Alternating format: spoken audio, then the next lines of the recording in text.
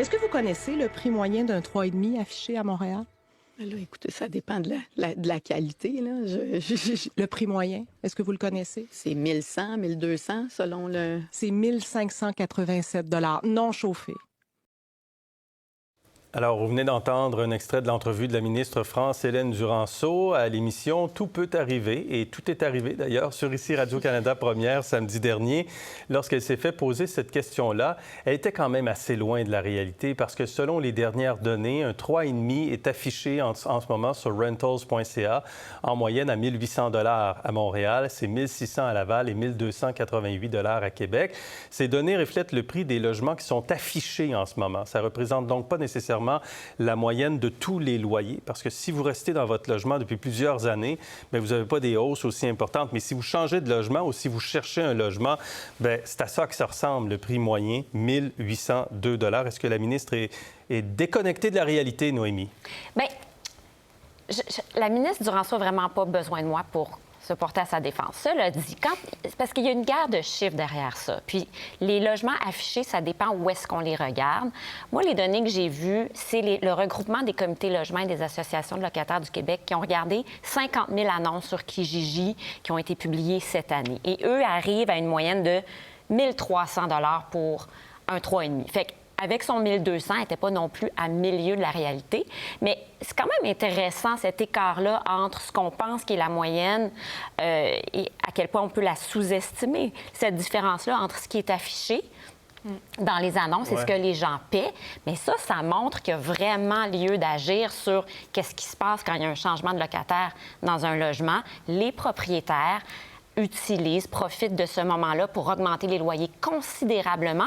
Dans cette étude-là du regroupement des comités logements, l'écart entre un 3,5 affiché à 1 300 $ et l'écart entre ce que la SCHL calcule chez les logements parmi les logements occupés, c'est 40 Donc, il y a quelque chose dans le contrôle des loyers qui fonctionne pas. Juste pour pas qu'on se perde dans les... Non, mais c'est parce que je sais que c'est complexe.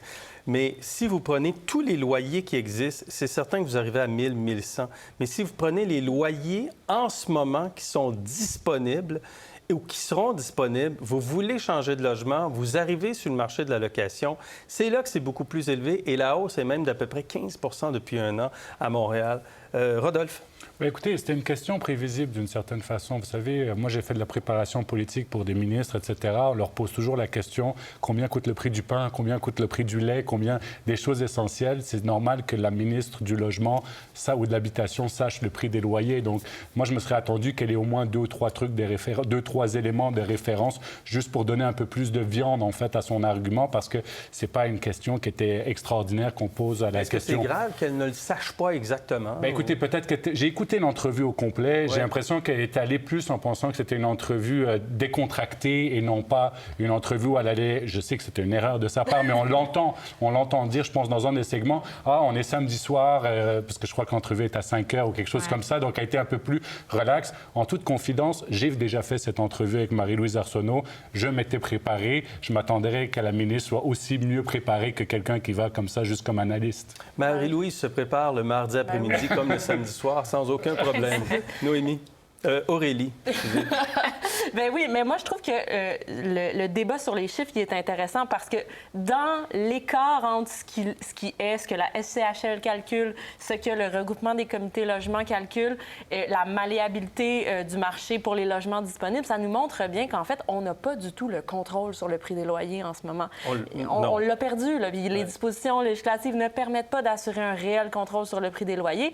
Et pour ce qui est de si la ministre, c'est normal qu'elle ne le sache pas, mais en tout cas, ça démontre une chose, c'est qu'elle n'est pas là pour les conditions de vie des locataires. Puis elle s'en cache pas, d'ailleurs. Hein? À chaque fois qu'elle prend la parole... Il faut qu'elle connaisse le prix exactement, qu'elle ait une bonne vision pour, vous croyez, avoir une bonne compréhension de ce que vivent les locataires. Bien, évidemment, si les gens les plus vulnérables sur le marché de l'habitation, c'est les locataires. Je pense que si on est sérieux pour penser une solution d'habitation qui est équitable pour l'ensemble de la population du Québec, la moindre des choses, ce serait d'avoir une conscience détaillée des conditions de vie des personnes les plus vulnérables sur ce marché-là. Oui. Qu'est-ce que ça dit, justement, du traitement de l'enjeu du logement et de la reconnaissance de la crise du logement au gouvernement? Bien, puis Mme Duranceau, elle se défend de ça, d'être du côté des propriétaires plutôt que du côté des locataires. On sait que c'est quelqu'un qui a évolué dans le monde de l'immobilier. Puis moi, je l'avais déjà interviewé, puis je lui disais, mais les gens remettent en doute votre capacité à occuper ce rôle, étant donné votre parcours. Et elle avait été très, très insultée de ça, parce qu'elle dit, bien, oui, je viens du privé, mais ça prend le privé pour apporter des solutions. Donc, ce que ça dit de l'attitude du gouvernement, c'est ça, c'est que pour le gouvernement, puis après ça, est-ce qu'ils ont tort, est-ce qu'ils ont raison, ce serait sujet à débat, mais la solution à la crise du logement, ça passe par ouvrir la voie au privé pour qu'ils puissent construire. Les mises en chantier au Québec n'ont jamais été aussi faibles, ont atteint un creux, pendant que la SCHL nous dit qu'on va avoir besoin de 860 000 logements supplémentaires d'ici 2030. Ça, c'est 100 000 par année. Donc, pour ce gouvernement, la solution passe par assouplir les conditions qui vont permettre la construction et l'investissement immobilier. La ministre Duranceau, en juin dernier, avait suggéré aux locataires qui ne sont pas contents d'investir justement en immobilier. Le projet de loi 31 qui doit mettre fin au droit de cession de bail, comme on le connaît, bien, finalement, le projet de loi est toujours à l'étude parce qu'on a fait beaucoup de changements. Il y a 24 des 38 articles qui ont dû être réécrits. Est-ce que la CAQ, le gouvernement est désorganisé dans son projet de loi, dans la gestion de l'immobilier, du logement, de la construction, toute cette question-là, Rodolphe? Bien, écoutez, je crois que la ministre Duranceau, d'abord, ça a été une nouvelle ministre. Elle a été élue à la dernière élection. Je pense que c'est excusé concernant ses déclarations quand elle a dit qu'il faut investir dans l'immobilier.